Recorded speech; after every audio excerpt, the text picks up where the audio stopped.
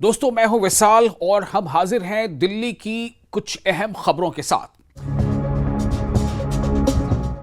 दिल्ली की पहचान और करोड़ों लोगों की आस्था का केंद्र यमुना को स्वच्छ बनाने के लिए मेगा सफाई अभियान चलाया गया और इस अभियान में खुद सीएम रेखा गुप्ता मैदान में उतरी। उनके साथ मंत्री, विधायक और बड़ी तादाद में कार्यकर्ताओं ने भी श्रमदान किया।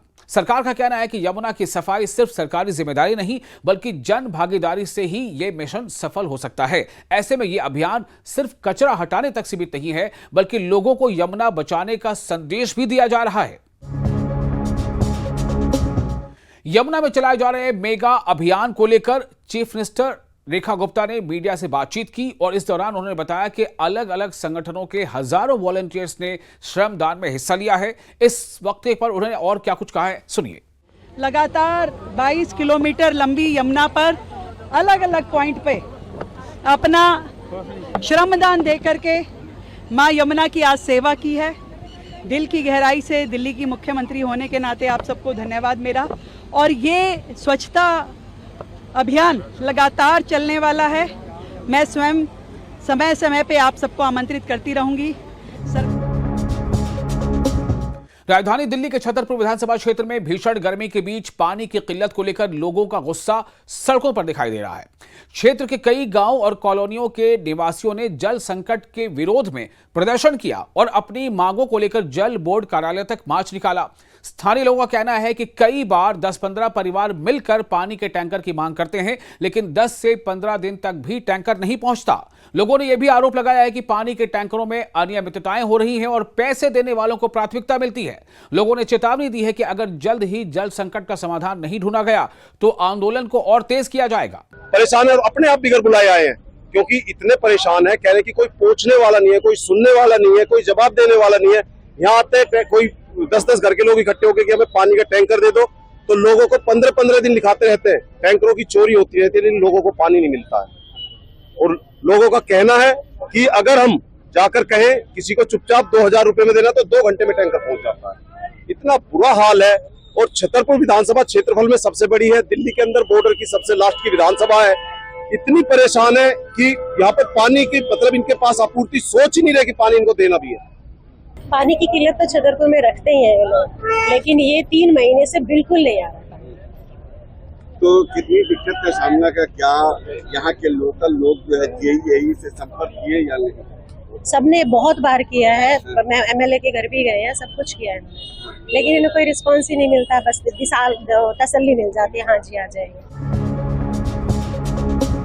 दिल्ली के तुगलकाबाद एक्सटेंशन इलाके में 12 जून की रात हुए भीषण अग्निकांड मामले में एक बड़ा खुलासा हुआ है। शुरुआती जांच में यह मामला एक हादसा माना जा रहा था लेकिन सीसीटीवी फुटेज और जांच के आधार पर पुलिस ने खुलासा किया है कि आग एक साजिश के तहत लगाई गई थी।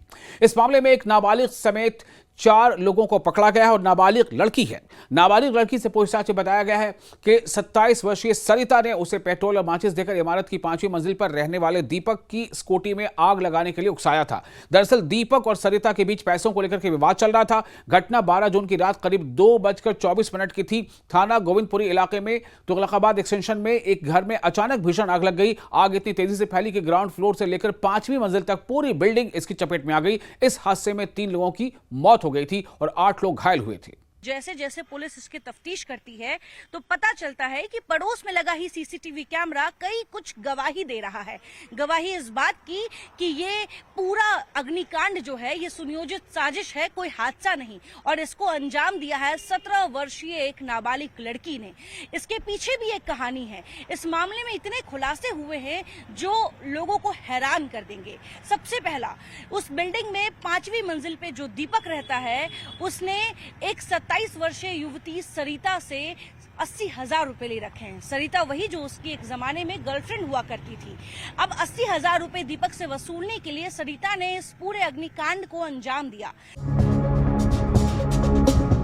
दिल्ली के नरेला में शिवम नाम के युवक ने खुदकुशी कर ली। घर वालों का इल्जाम है कि प्राइवेट फाइनेंसर उसे लगातार धमकियां दे रहा था जिससे तंग आकर शिवम ने खुदकुशी करने जैसा कदम उठाया और उसने आखिरकार अपनी जीवन लीला समाप्त के लिए खुदकुशी कर ली। परिजनों के मुताबिक शिवम के चाचा का प्राइवेट फाइनेंसर से उधारी के पैसों को लेन देन का विवाद चल रहा था। इसी को लेकर फाइनेंसर लगातार शिवम को धमकियां दे रहा था और पहले भी शिवम के साथ उसको लेकर मारपीट की गई थी। परिजनों का कहना है कि इसी मानसिक तनाव के चलते शिवम ने यह कदम उठाया। परिवार का दावा है कि मामले को लेकर पहले एसीपी को लिखित शिकायत दी गई थी। अब इस मामले में पुलिस आगे की जांच में जुटी है। नहीं, कोई मतलब नहीं, शादी में हमें तक नहीं पूछा, शादी में हमें तक नहीं पूछा, वो यहाँ रहते तक नहीं है, हमें कोई मतलब नहीं था।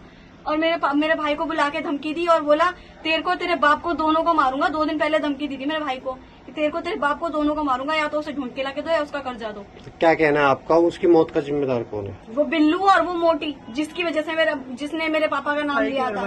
मेरे बेटे को धमकी दी थी जान से मारने की, और मेरे बेटे को डंडा भी मारा था बिल्लू इंसान ने। उसने ही मारने की धमकी दी थी, तो मैंने कंप्लेंट भी करी है। वहाँ करी थी बोरगढ़ थाने में, नरेला थाने में, कोई पुलिस वाला नहीं आया था। बिल्लू नाम का व्यक्ति है, उसने मेरे जेठ का कर्जा था कुछ।